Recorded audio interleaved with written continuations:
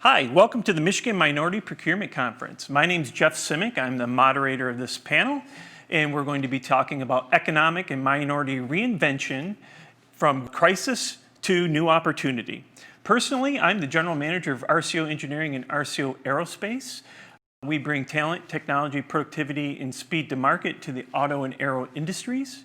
And I'm also a board member of the Aerospace Industry Association of Michigan, which is a giant industry here in the state, as well as a board member of FIRST Robotics, which is for inspiration, recognition, and science and technology, where our focus is K through 12 student development. We have about 24,000 kids in the pipeline, and it is a great talent scenario for companies as we move forward through the crisis and through our industries. To my far left is Bob Wallace.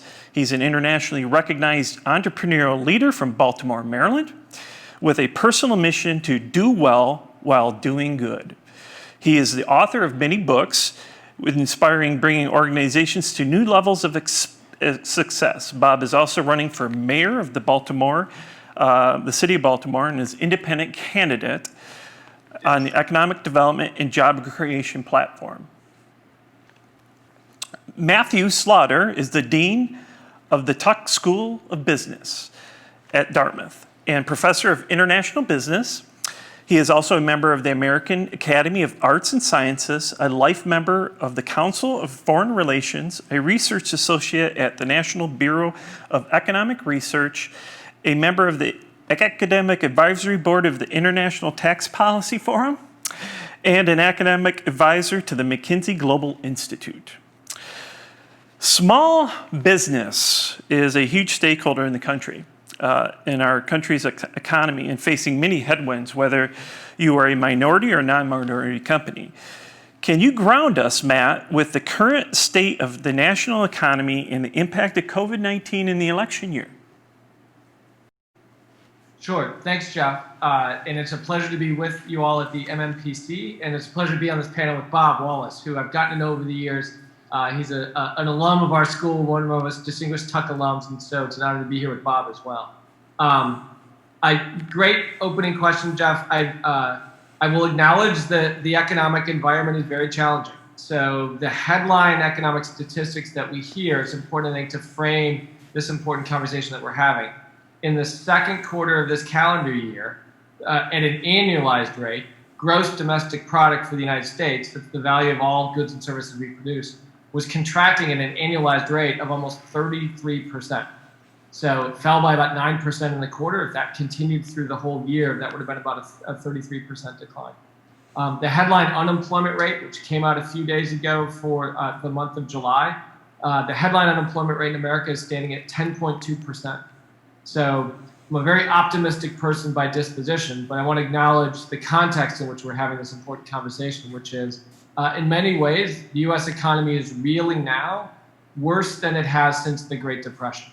And that's just the necessary, to some extent, implication of this tragic global pandemic, the need for a lot of businesses to shut down, at least temporarily, a lot of households that typically are consuming a lot of services, and as you said, Jeff, especially from a lot of small businesses and minority-owned businesses, whether it's in the Detroit metropolitan area, in Baltimore, throughout our country, the downturn in economic activity, the rise in unemployment in particular, has hit a lot of small businesses in the United States in personal household services, restaurants, household consumption. So that's one of the topics we'll probably talk about. It has been getting better in the past several weeks. We need, I'm crossing my fingers as an optimist, for the health conditions to continue to improve, because that's what's going to give households confidence and local communities and public policy officials the confidence to open up, to allow more businesses to get back to doing what they do best, which is understanding and serving their customers. So that's a little context I give at the beginning. Okay, thanks, Matt. And that's a great broad thoughts on the national economy. Do you think that there's anything different about Michigan's economy or the region here that we're talking about at this conference that you would consider talking points that might be different? Yeah, sure. So look, I grew up in Minnesota, so another great Midwestern state, and traveled through Michigan a lot over the years. I think the upper Midwest, Michigan in particular, has a heavy concentration, rightly, in a lot of manufacturing and related services. So given what you do and you described, Jeff, look, one of the real bedrocks of American manufacturing for generations has been Detroit, and specifically with automobiles and automobile parts and related industries, and more generally the Michigan economy. So for Michigan, one of the relative good things is, again, a lot of the most acute pressures of the pandemic appeared in a lot of services. So as I mentioned, hotels, restaurants, entertainment, travel. I know travel impacts in direct and indirect ways the Michigan economy. So I think it's important for any business, whether you're small or large, minority owned, whatever the nature of who your customers are, to recognize this is historic. There's a desire to have things get better. And in the spirit of, I like the frame of this conference of retool, reinvent, and renew. It's a time where managers and leaders have to be willing to be as creative as possible to think about how to better understand the needs of their customers and other stakeholders, and understand, wow, how business might evolve in the future. So I think there's some specificity to Michigan clearly around manufacturing and related industries. And we can talk more about some of the specifics about what that might mean for steps going forward. Okay, yeah, thank you. Bob, you are boots on the ground in Maryland. What is your feeling of the economy as it relates to what Matthew was just talking about in terms of how's it feel in Maryland? Well, you know what? It depends on which day you ask me that question, Jeff. One of the foundations that we have that Michigan doesn't have is that our economy is heavily driven by government spending, especially federal government spending. So many of our businesses are either directly or indirectly connected to the federal government space. Having said that, we also have seen a dramatic impact to small and minority businesses in our state, but especially in the city of Baltimore. As you mentioned, Jeff, I'm running for mayor of Baltimore City, and so I'm getting very ingrained in the nuances of our local economy. And I can tell you that our small businesses are struggling, particularly those that, as Matt said, in the service industries, hotels, salons, restaurants, where there are low wage type jobs. What the situation has also revealed is the institutional inequality in our society, and particularly in business. So we're seeing a dramatic impact to small minority and women businesses compared to businesses overall. And that has especially impacted the city of Baltimore. So this is a multi-armed beast that's just unraveling here, and we're trying to keep it under control. But like as Matt said, hopefully we'll get a cure and we'll see the economy begin to come back. But right now we're just not seeing it. We're not seeing it in a dramatic way. So these are scary times for many people. Cool. All right. Thank you, Bob. And we're going to shift gears a little bit about and discuss the inequality gap in the nation with minorities versus non-minority companies. Over the last 15 years, we've seen, and correct me if I'm wrong, a 30% growth in the number of minority businesses. Yet we have a large inequality gap still. Matt, how are governments and corporations helping? And secondly, is the gap widening? Mm-hmm. Great questions. I'll take them in reverse order. When you look at the gap in earnings or net worth of households and workers in America by race, it's pretty remarkable. And I will say, as an American citizen, shocking, and something that ideally, one of the things that could come out of this tragedy, the pandemic, is more recognition of structural racism and the challenges that presents to our country. Just to put numbers on that, every 3 years, the U.S. Federal Reserve does a pretty good survey to look at households to understand their assets, their liabilities, and the difference between those two, net worth. 2016 is the last year that we have data for. In 2016, of all the households in America that said they were headed by someone like me, like a white non-minority head of household, the median net worth was $171,000. In that same year, the median net worth for households in America that were the head of household self-identified as Black, the median net worth was $17,100, literally 1/10 of what it is for white head of household net worth. So, Jeff, on the one part of your good question. Unfortunately, that has been a feature of the U.S. economy for generations. And if you ask me, generations too long. It's why we need more successful entrepreneurs like Bob, to be honest, and building capabilities and jobs and opportunity. What can governments and businesses do about that? Boy, if I had a magic wand, one of the things I would say is the more that any minority-owned or women-owned business can be in the minds of the decision makers in some of the larger businesses. I'll bring it back to the Michigan business community. There's a lot of terrific multinational companies headquartered in and around Detroit and in Michigan more generally. Clearly automobile producers, but a lot of related tier one suppliers, some in aerospace. Any minority-owned business, their ability to be seen and be present in the minds of the decision makers in some of the larger businesses, when they think about their supply chain decisions, when they think about their other stakeholders, that's going to be great. Now, what could government do about this? Boy, we get people like Bob Wallace in office, we could have better policies, I'm convinced, in Baltimore. But there you go, Bob. Some of the structural issues around inequality and things, that's a big question, and we can talk about it if we want. But I think the point about the structural inequalities have been present for generations in our country. It's a barrier to minority-owned businesses from getting off the ground and having that working capital. Because a lot of the research shows whether a new business entrepreneur is white, is brown, is black, however they self-identify, oftentimes it's that personal net worth and their personal connections that are the essential sources of capital to get that business going. But Bob, I don't know, you please add to that. You've lived this successfully. Yeah, I would concur. I mean, most minority businesses start out with a financial deficit, right? I mean, they don't, as you said, Matt, they don't have generations and generations of knowledge in the space, let alone having the net worth and tangible, assets, resources to put them in a better position. So they can navigate and they can move through the system and grow. But when there is a crisis like this pandemic that comes out of nowhere, then you're going to find, and we're seeing these facts in Baltimore and in Maryland, that minority businesses will take an extra hit in this particular area. I mean, they're estimating, the numbers say they're anticipating that 40% of African American businesses, and somewhere close to that for Latino businesses, will fail because of this pandemic. Well, from what I'm seeing on the streets, I think it's more like 60% or 65%. I think it's much greater than that. And so these businesses also, when they fail, their ability to come back is even hurt. And so we as an economy, we as a society, we're taking a big hit here. It's going to be very, very difficult to rebuild.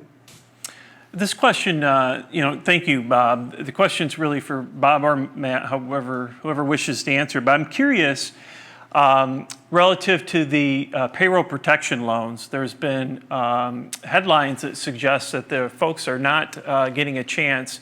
Small businesses are not getting a chance. Certainly minorities not having relationships, established relationships with banks and things of that nature that larger companies do. There's also a narrative that even some of the folks getting the loans are not necessarily using the funds. So what are your thoughts, I guess, circling back to, are you seeing a scenario where these companies aren't getting attention relative to the loans? Well, I'll start first, Matt. I mean, in Baltimore City, we just seen a study was done to show that African-American owned businesses were totally underrepresented and benefiting from the PPP program.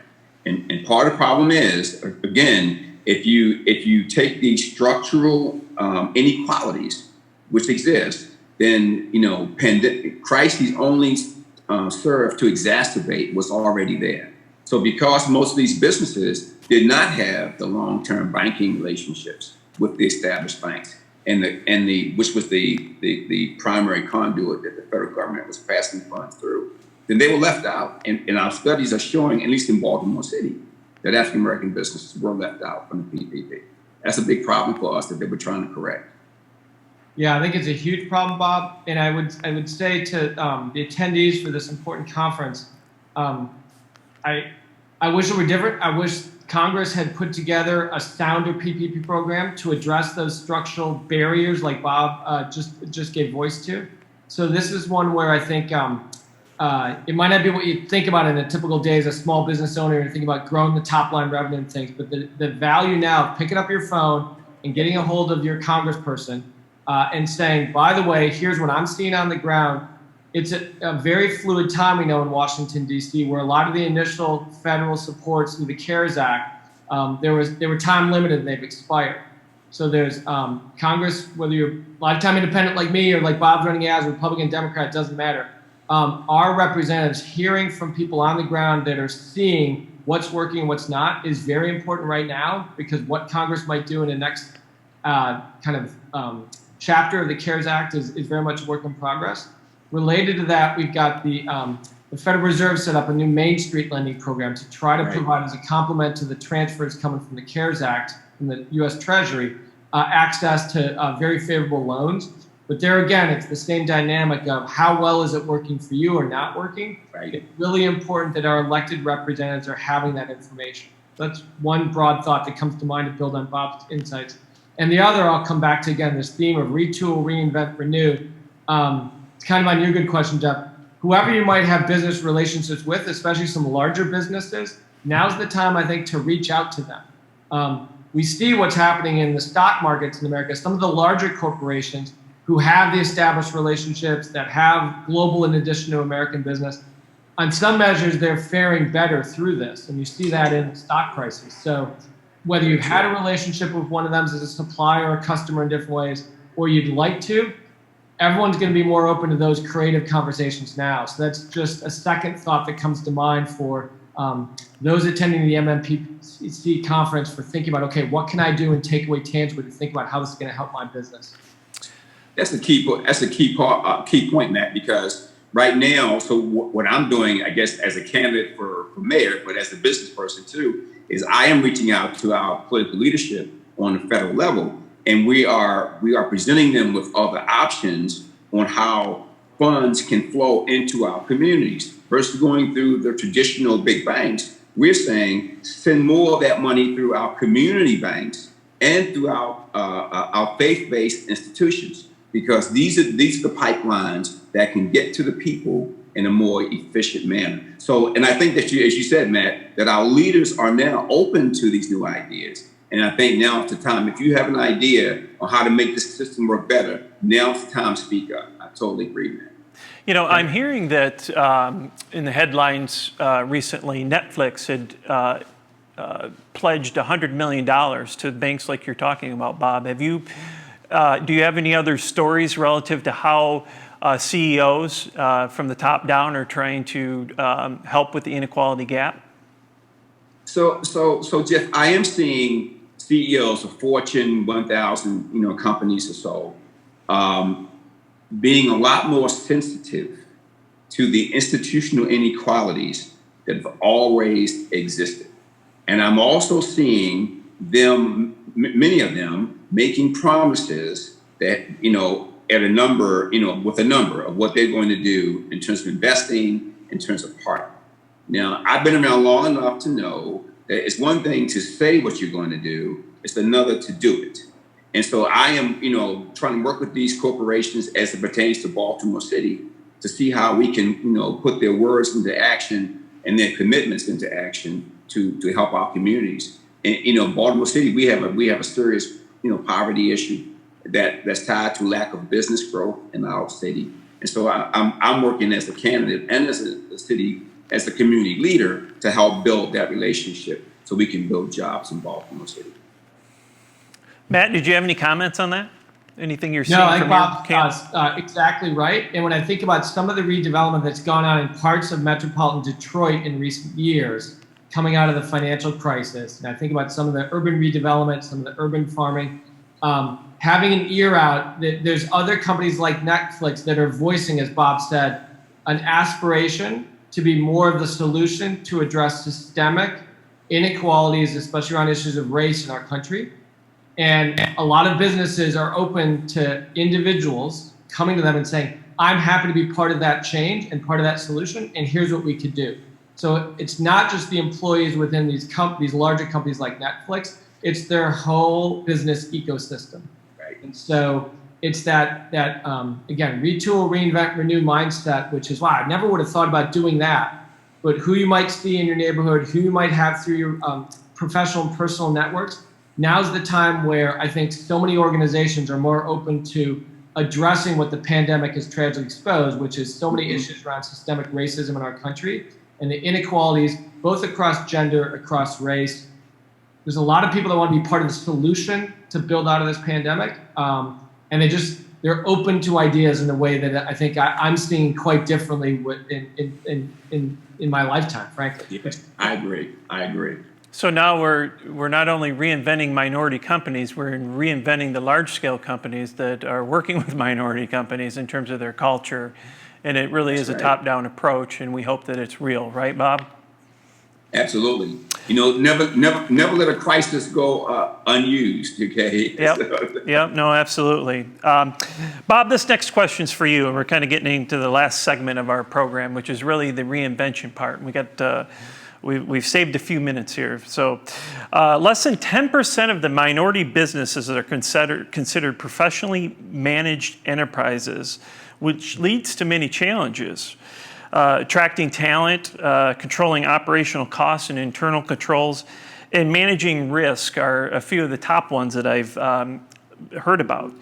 You have a roll-up-your-sleeves approach. Can you explain what you've done with your own business and or helping folks in Maryland? Well, I think the first thing is to step back, take a deep breath, right, and put everything in perspective.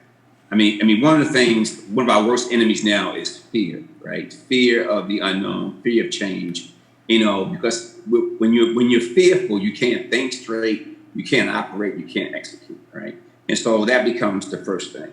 The second thing is we have to do that we've used is to really focus on building alliances and partnerships. I've written a couple of books on business. One of them is on alliances and partnerships. And I talk about the power of alliances and partnerships, especially when you're going through a difficult period.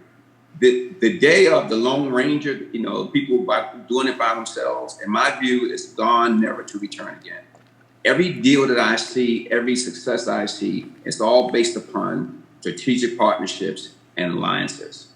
And the challenge is, you cannot wait for the crisis in order to start that process. That should be part of your business strategy. And so what we've done is made alliances, building alliances and partnerships a part of our business strategy. And then the third thing that we try to do is to conserve and manage cash. In business, especially in small business, cash is king. So long as I have cash, I can fight again another day. When I run out of cash, guess what? Lights out. And so cash is king. And so being able to be conservative in terms of managing cash and managing your finances becomes critical, especially in the crisis situation. So I think those things, Jeff, help to preserve businesses to get through these difficult times. So what are some items to help reinvent? Like, we've talked a lot about the fourth industrial revolution and technology and automation and things that really could potentially have an impact. While we could grab some under sweat equity right now during this time of COVID, can we actually get some of that technology done in your operation? One of the things that we're doing and that we're proposing that other companies do is that they pivot, right? This is the moment to pivot. Well, what do you pivot to? You pivot to the new normal, to the new economy.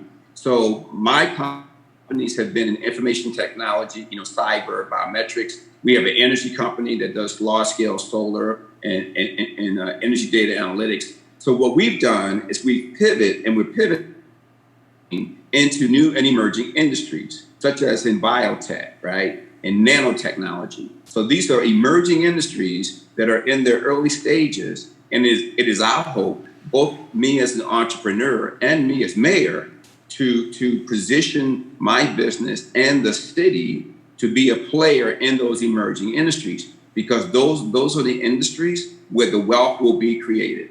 They are where the jobs will be created. And one thing that we need in Baltimore now is jobs. Okay, thank you, Bob. And Matt, could you give us your thoughts on reinvention and technology? I'm just going to echo a couple of the insights that Bob shared. I always learn a ton from him, given his success and his grace. So there's a lot of research for a long time that shows, I think, one of the biggest impediments, whether it's a 2-person small business, 10 people, 10,000 people, an impediment to growth and that pivoting Bob just talked about is not having the confidence to just try. Right. It's kind of like human beings, but organizations can have that same reluctance to embrace that change.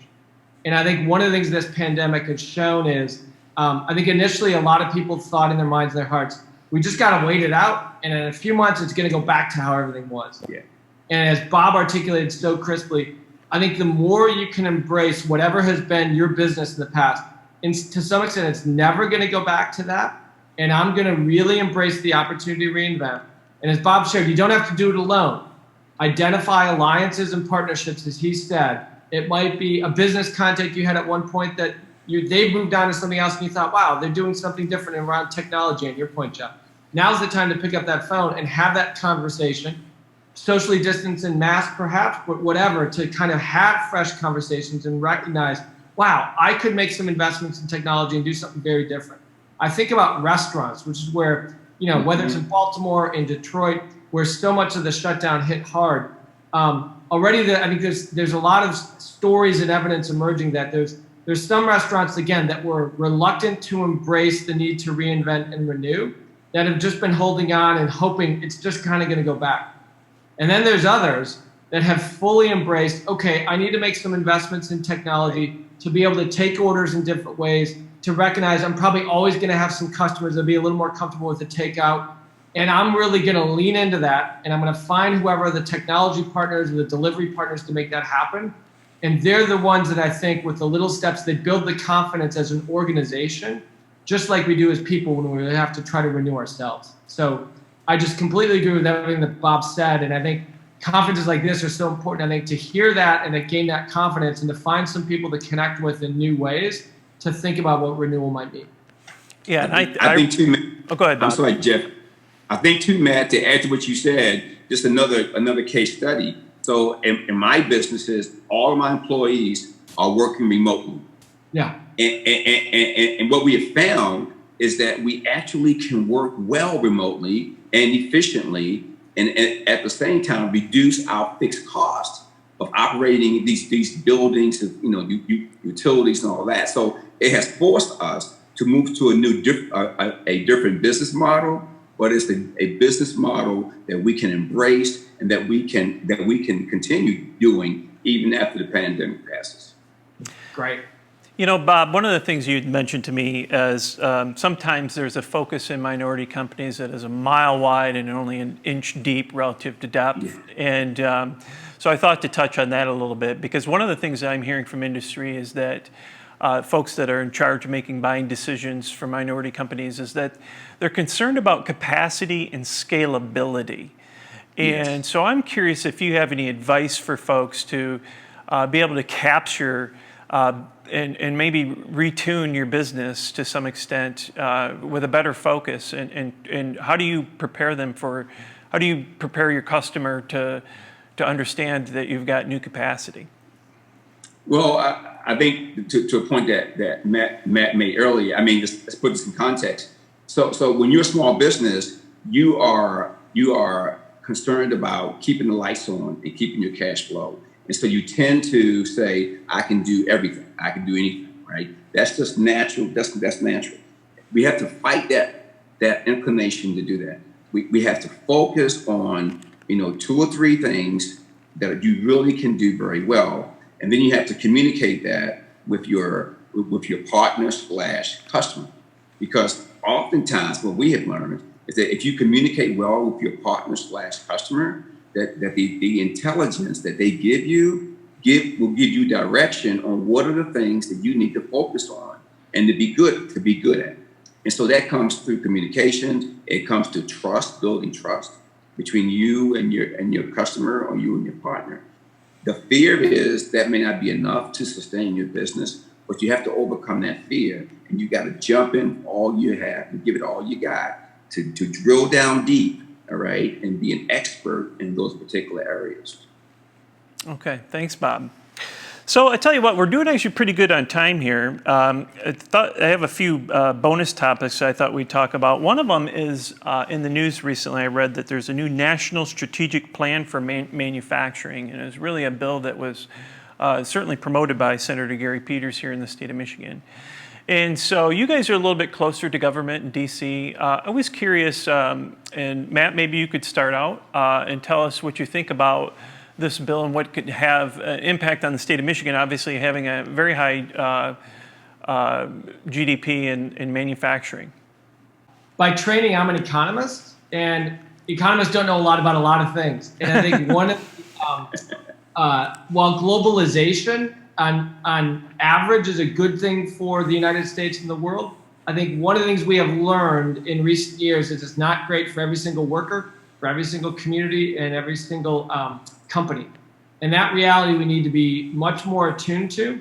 And one of the things the pandemic has made very clear, and I think it's making the conversation about a national manufacturing strategy more important, is we realize that some of these global supply networks, while they have efficiencies when everything is working well, boy, they're fragile.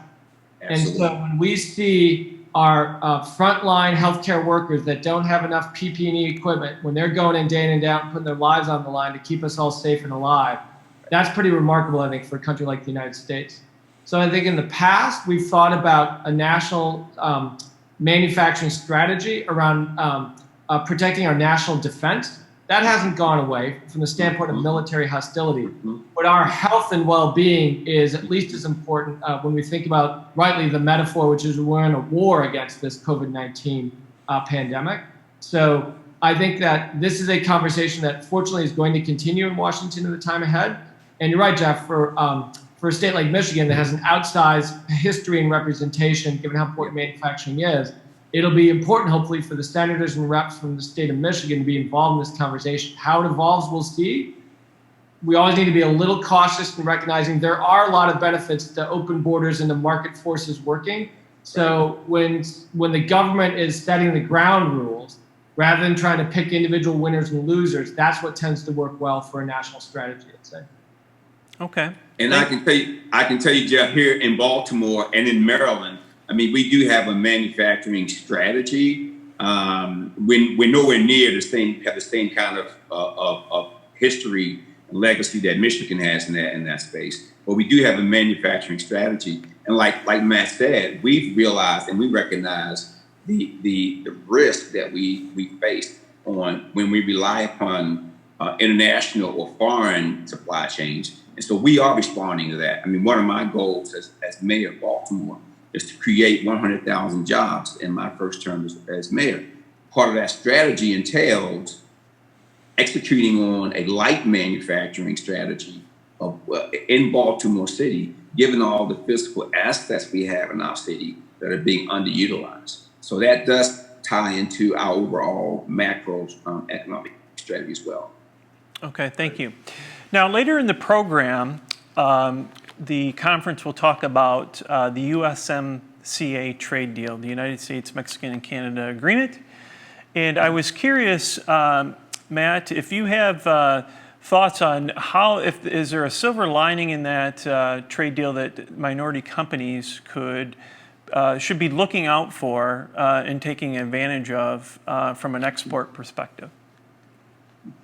Great question. I think one thing is, hopefully, the renegotiation that has gone on will hold for the coming years. I think one of the things all businesses need, especially small businesses, they're thinking about trying to find opportunities in global markets and looking to export, which is something that for renewal, all companies should always be thinking about. Hopefully, the USMCA is going to be the rules of the road for how we're going to engage with cross-border commerce with our good friends in the north in Canada and to the south of Mexico. So I think we can be confident there's certainty that's going to exist. So depending on what industry you're in, make sure you kind of know and read the terms of the new agreement and understand rules of origin and whatever kind of rules are going to apply for how cross-border commerce is going to happen within the USMCA region. That's one broad thing. Second thing I'll say is kind of connected to the earlier comment about a national manufacturing strategy.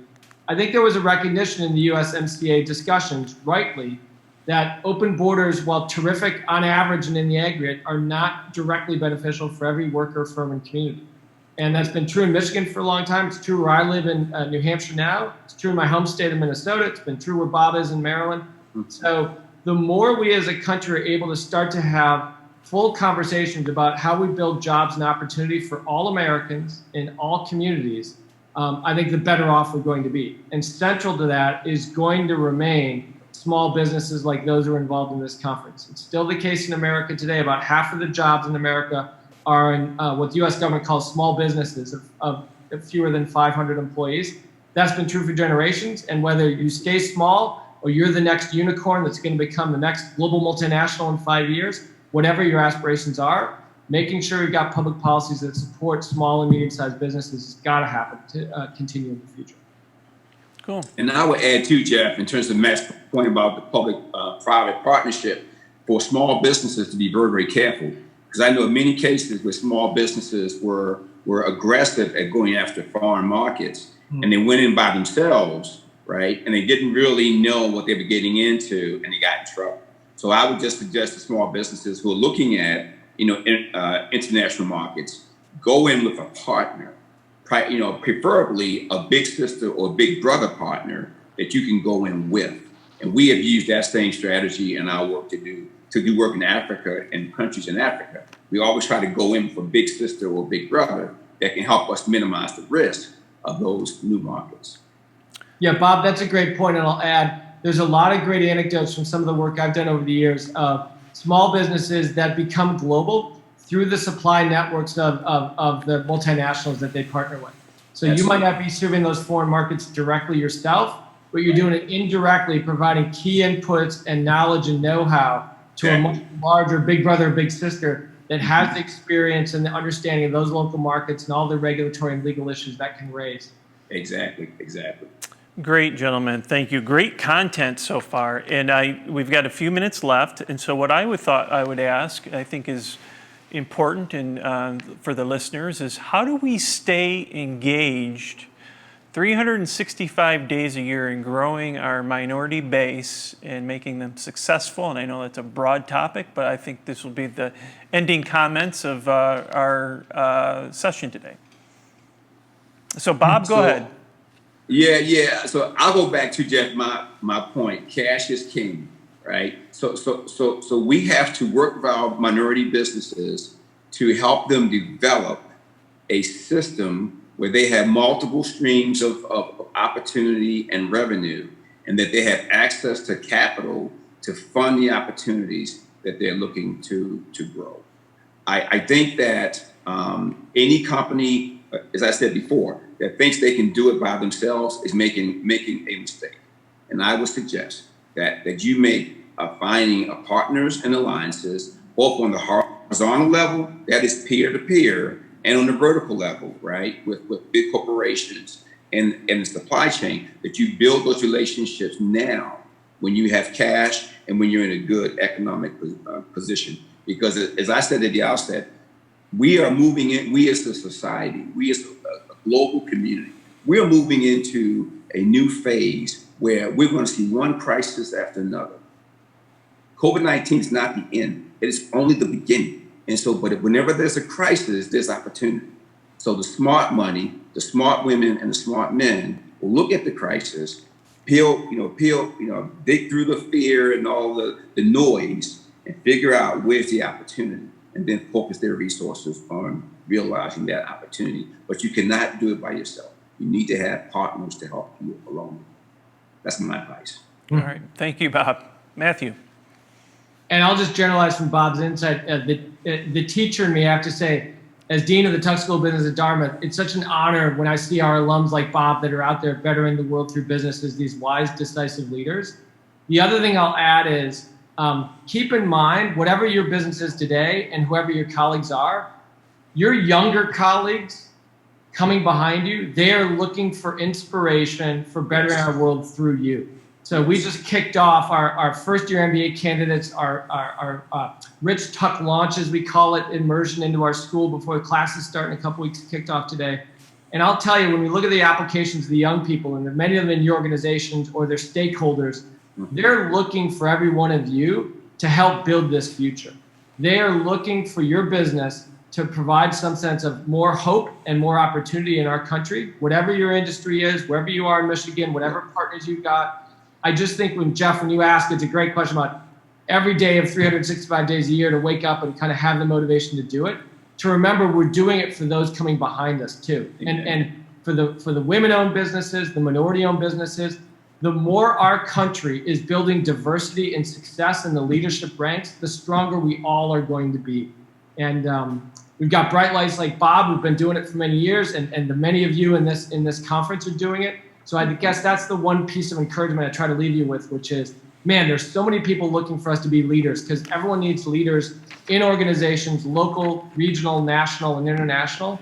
And when you find that success and it keeps you going every day, there's so many that are looking to you and drawing energy from that. So that's one last thought I'd share. I agree. All right. Well, thank you so much, Bob, and thank you, Matt. You guys are distinguished. I love your intelligence and your passion.